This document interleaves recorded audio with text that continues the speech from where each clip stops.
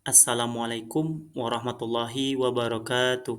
Salam dan bahagia Bapak dan Ibu guru penggerak. Saya Firmansyah SPD, CGP Angkatan 9, berasal dari SDN Grogol Utara 01, Kota Administrasi Jakarta Selatan, Provinsi DKI Jakarta. Pada video ini, saya akan memberikan demonstrasi kontekstual modul 1.4 Budaya Positif, penerapan segitiga restitusi. Dalam penerapan segitiga restitusi, ada 3 langkah yang dapat dilakukan. Yang pertama adalah menstabilkan identitas. Yang kedua, validasi tindakan yang salah. Dan yang ketiga, menanyakan keyakinan. Segitiga restitusi bertujuan untuk mengubah identitas anak dari orang yang gagal karena melakukan kesalahan menjadi orang yang sukses. Memberdayakan individu untuk memahami, memperbaiki, dan mengambil tanggung jawab atas tindakan mereka.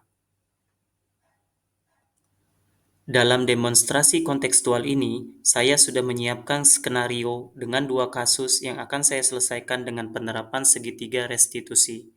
Kasus yang pertama adalah kasus Banyu dan Azam yang berkelahi. Dikarenakan Azam tidak sengaja menendang kaki Banyu, sehingga membuat Banyu kesal dan emosi sampai memukul Azam, dan Azam memukul balik Banyu. Banyu, Azam, kenapa tadi kalian berkelahi di lapangan? Iya Pak, soalnya Azam main-mainnya kasar Pak. Dia bukan nendang bola tapi dia nendang saya Pak. Kenapa Azam? Saya tidak sengaja Pak, saya hanya mau bola.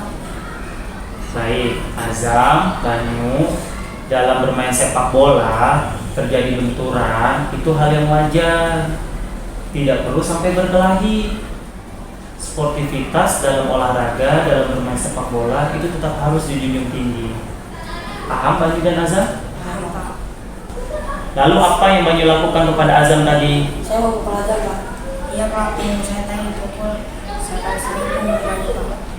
Kenapa Banyu melakukan pemukulan terlebih dahulu kepada Azam? Saya kesal Pak, dia nendang kaki saya bukan hanya sekali tapi 3 kali. Banyu kesal dan marah itu hal yang wajar dan manusiawi. Tetapi Banyu juga harus bisa mengontrol diri dan menahan amarah. Begitu juga dengan Azam, dalam bermain juga harus menghargai teman, jangan menyakiti teman. Baik, sekarang Pak Guru tanya dengan Banyu dan Azam. Apakah dengan kalian berkelahi dan saling memukul itu sudah perbuatan yang dibenarkan? Tidak Pak. Apa tindakan kalian sudah sesuai dengan keyakinan kelas kita? Tidak Pak. Keyakinan kelas apa yang sudah Banyu dan Azam langgar? Menghargai dan menghormati teman Pak. Ya, betul. Menurut kalian berdua, menghargai dan menghormati teman itu penting atau tidak? Penting Pak. Sekarang, apa yang bisa Banyu dan Azam lakukan untuk memperbaiki masalah ini? Saya harus minta maaf kepada Azam dan harus lebih bersabar dan menahan diri agar tidak menyakiti teman Pak. Saya juga meminta maaf kepada Banyu Pak dan berjanji untuk lebih menghargai teman. Baik, kalau begitu Banyu dan Azam, Pak Firman berharap kalian dapat menularkan keyakinan-keyakinan baik ini kepada teman kalian lainnya. Sekarang kalian boleh kembali ke kelas. Terima kasih Pak. Kasus 2. Fatimah dalam beberapa minggu ini sering tertidur di ruang kelas saat sedang belajar, sehingga banyak tugas yang terlewatkan dan Fatimah tidak dapat menjawab pertanyaan-pertanyaan dari gurunya. Fatimah, kemarin Bapak mendapat laporan dari wali kelas kamu, Ibu Selvi, bahwa kamu beberapa minggu ini sering tertidur di kelas. Apakah betul, Nak? Iya Pak, betul. Saya sering tertidur di kelas saat Bu Selvi sedang menjelaskan. Menurut kamu, perilaku kamu tidur di kelas itu betul atau salah? Salah Pak. Baik, Fatimah, sebagai seorang manusia, kita melakukan kesalahan itu hal yang sangat manusiawi. Tetapi bagaimana kita dapat mengambil pelajaran dari kesalahan itu untuk memperbaiki perilaku kita? Fatimah paham? Paham Pak. Fatimah, di sini Bapak tidak mencari-cari kesalahan Fatimah. Kenapa Fatimah bisa tertidur di dalam kelas? Pasti ada alasannya. Kenapa, Nak? Karena saya mengantuk Pak. Kenapa kamu bisa mengantuk dalam kelas saat belajar, Nak? Karena saya tidur malam, Baik Fatima, bermain HP itu boleh-boleh saja, tapi kamu harus tahu tugas utama kamu. Jangan sampai karena asik bermain HP, kamu jadi lupa tugas utama kamu esok harinya harus belajar. Iya Pak, saya mengaku salah. Fatima, apa kamu tahu keyakinan kelas kamu? Tahu Pak.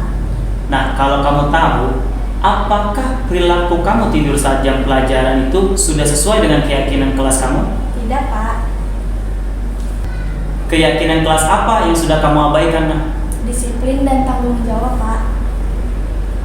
Apakah disiplin dan tanggung jawab itu menurut kamu penting, Nak? Penting Pak, disiplin dan tanggung jawab untuk menghargai waktu diri sendiri dan orang lain. Sekali Fatima, dengan disiplin dan bertanggung jawab, maka kamu sudah menghargai diri kamu sendiri dan juga orang lain. Iya Pak, saya meminta maaf dan saya juga akan meminta maaf kepada Ibu Selfie.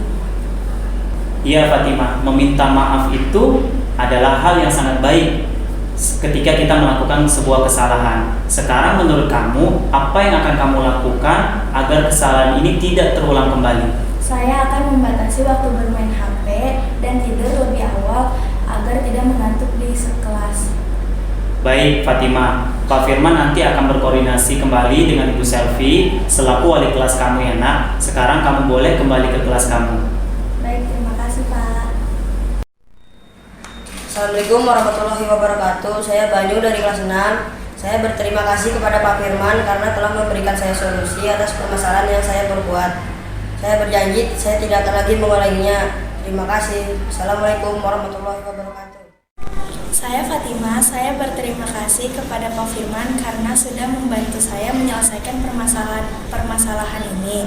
Saya memiliki keyakinan untuk terus melakukan hal baik. Terima kasih. Demikian penyampaian demonstrasi kontekstual modul 1.4 Budaya Positif Penerapan Segitiga Restitusi.